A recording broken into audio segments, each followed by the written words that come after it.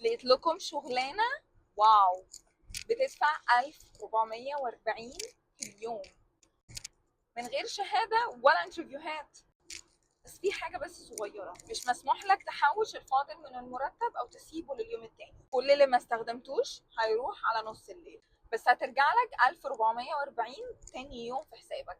بس ما سالتونيش طب ايه هي الشغلانه، ولا حتى بتدفع بالدولار ولا بالجنيه ولا بأنهي عمله. دي ابسط شغلانه لقيتها بتدفع الرقم ده. عارفين ايه هي الشغلانه؟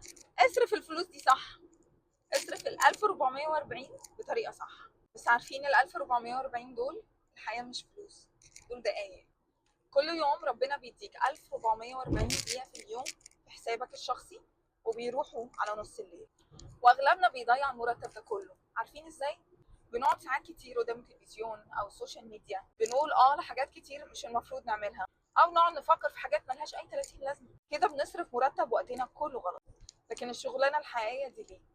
اصرف وقتك كانها فلوسك حقيقي، واحمي دقايقك، عشان طريقه صرفك ليها هتكون طريقه صرفك لحياتك. احمي حياتك واصرف ال 1440 صح. انا فيفا.